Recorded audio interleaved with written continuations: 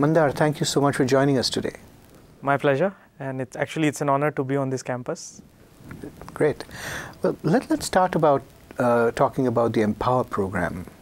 What inspired you to begin it, and what was the spark of starting Empower at Shell? Yeah, so it's actually a story by itself. So in my Shell role, I have been in Shell for 12 years. I'm a chemical engineer by background, so I've done many technical roles in oil and gas production, technology strategy. Currently, I'm doing a role in a team called Game Changer. So it's a way to bring Silicon Valley mindset inside a big multinational. So my day job in Game Changer involves supporting people and ideas that have the potential to change the energy game. So it's about managing disruptive ideas and managing people who have these disruptive ideas. And in my non-Shell life, I teach leadership development workshops based on meditation practice. That is called the Transformational Leadership for Excellence, offered by a non-profit NGO, International Association for Human Values. So I volunteer my time for this non-profit. A few years ago, the Shell CEO gave the vision, a very bold vision, that he wants Shell to be the most innovative energy company. So I really took this call for action to heart, and I approached my manager and proposed to conceive a program that brings my innovation management role and my leadership development background using meditation practice together.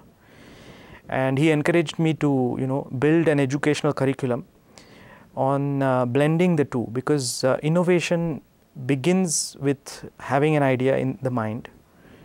And that was the source of this program is encouragement from my peers to bring something as an innovation by itself and nourish the innovation culture. So when you were about to launch the Empower program, what were some of the objectives you had in mind, and how did you structure the program in a way that those objectives could be met? So the objective of the Empower program is to nourish the innovation culture by empowering staff, individuals, to play a role in this innovation equation. The objective is also to leverage the passion of each employee and to play any role that the employee chooses to play in this innovation setup. So for example, innovation starts with an idea, but once the idea is conceived, there are many other roles that one needs to play. One needs to learn how to sell the idea, how to build a story. One needs to learn on building networks and circles of trust where you get good feedback to build that idea into something else. And finally, one needs to actually authentically connect with people who can help bring that idea to a proof of concept. So this is a very social process. So not everyone in an organization needs to be the person with the idea.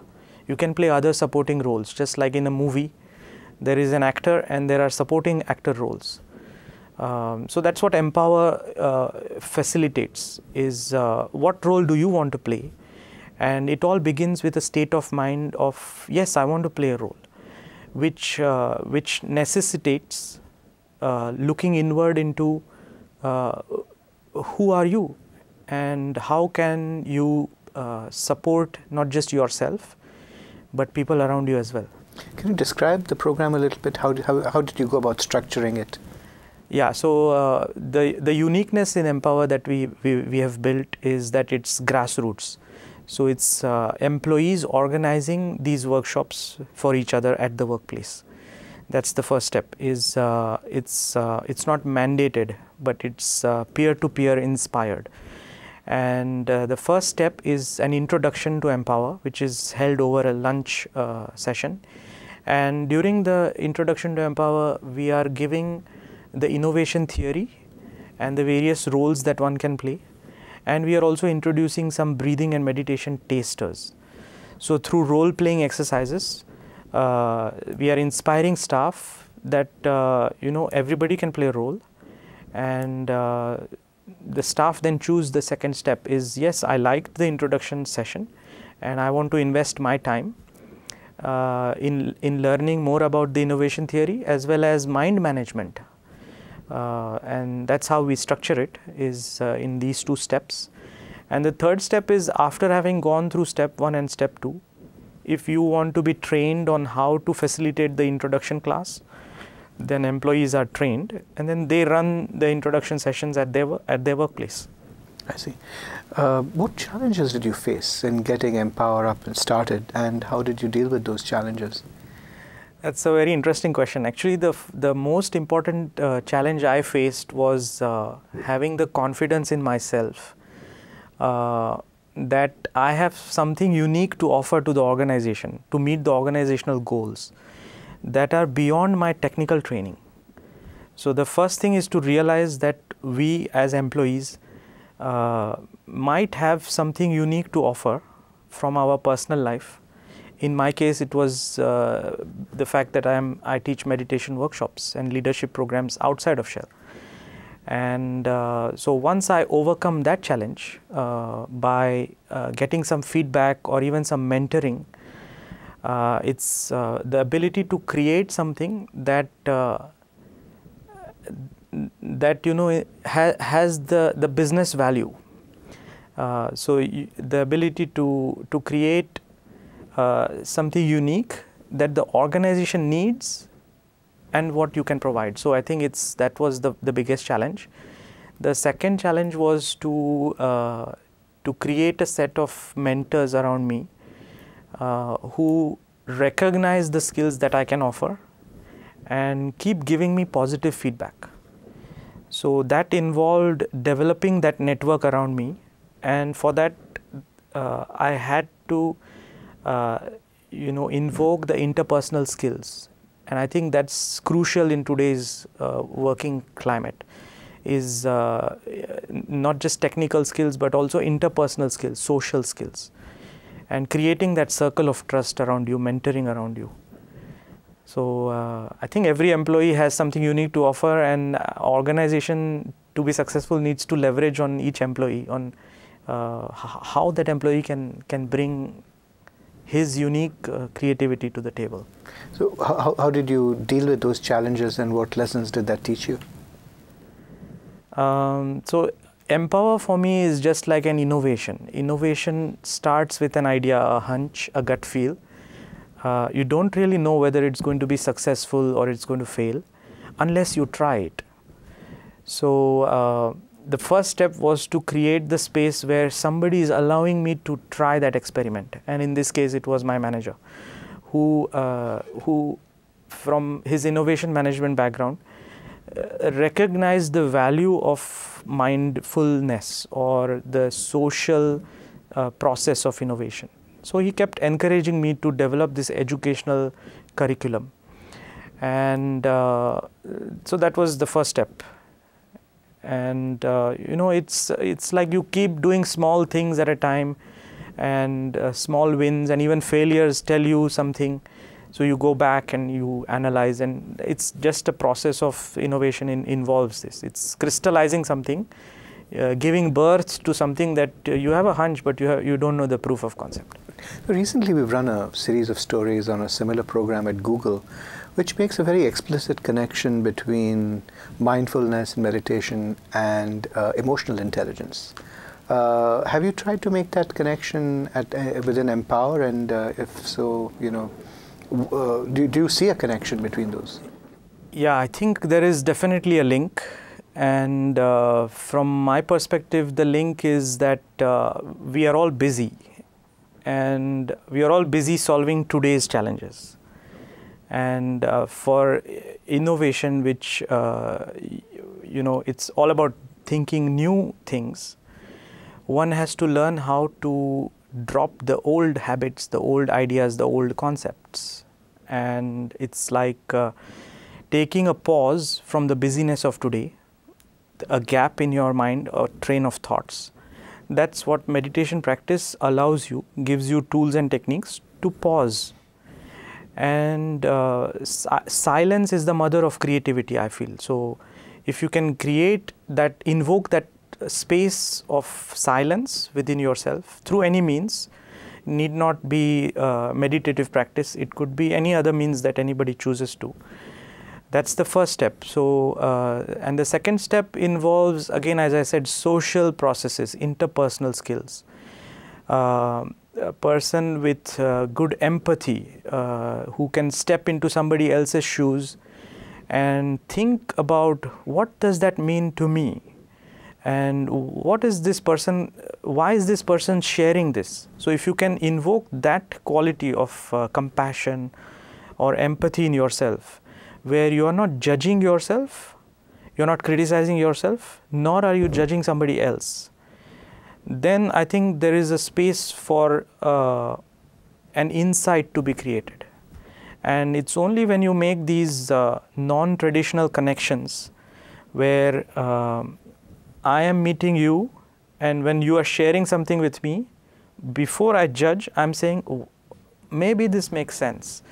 And that's the source of innovation, I feel. So you can call it emotional intelligence, but you can even call it by, developing the sense of trust, non-judgmental state of mind. So I think these are very key. These are very key for grooming your own innovative skills and nourishing the innovation culture in an organization, I feel. Right.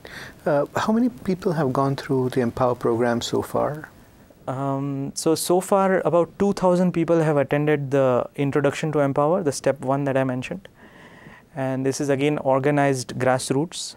And about 200 people now in the last 4 months have done the Empower training in the Shell offices in Dubai, in Holland, in the UK, and in the US.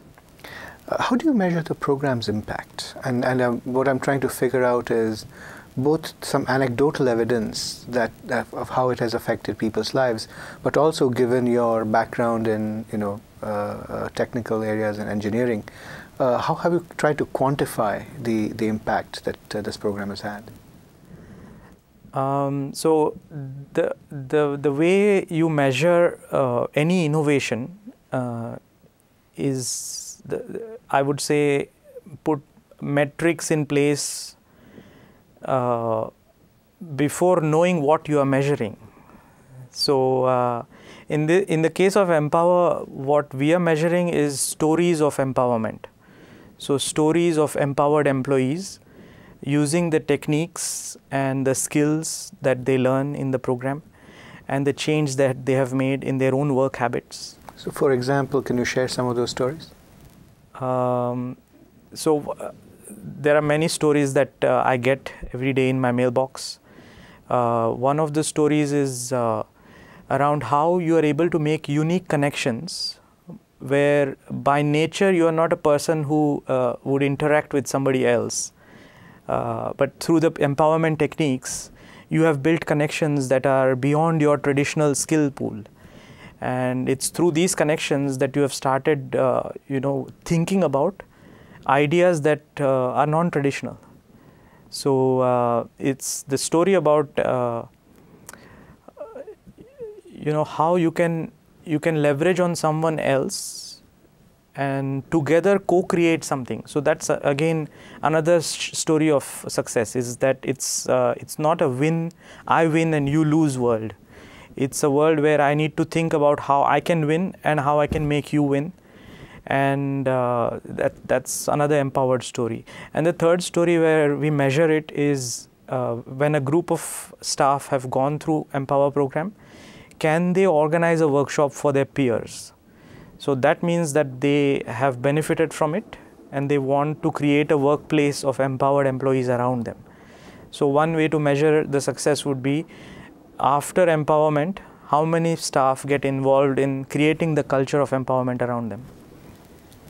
I guess what I'm looking for is a specific example of somebody who did something because of being empowered, if you know what I mean. Can you share any examples of that sort? So what is it that you mean by doing something? It's changing previous habits and recognizing that I was using that habit and doing something different, conducting a meeting in a different way. looking at an idea in a different way, looking at a colleague from a different lens. That itself is a powerful change. And I think we are too soon in this journey to evaluate whether technical innovation has come out of it or not. So you talked about the Game Changers program and how it's meant to inspire innovation in the energy field. How is what you're doing with Empower linked to Game Changers, and has it, would you say it has made employees more innovative, and if so, how? So Game Changer is a program where you can bring out-of-the-box thinking to this team, and this team is licensed to give you not only a budget but also the support structure that you need, the network that you need to build that idea into the proof of concept. And in today's world, I think innovation will happen when you make non-traditional connections. So the skills that you require for this innovation culture are mental and social skills. So it requires you to have courage, to think bold out of the box. It requires you to forget the failure that you have had in the previous attempts. It requires you to have the skills to manage anxiety, because when you are trying something new, you are actually stepping into the unknown. And it requires you to build circles of trust around you where you are getting positive criticism. So I think by enabling staff to develop these skills, mental and social skills, you are enhancing the ability of a person, an organization to innovate. What impact would you say Empower has had on helping Shell employees become better leaders? I think everybody is a leader, and everybody strives to do the best that they can.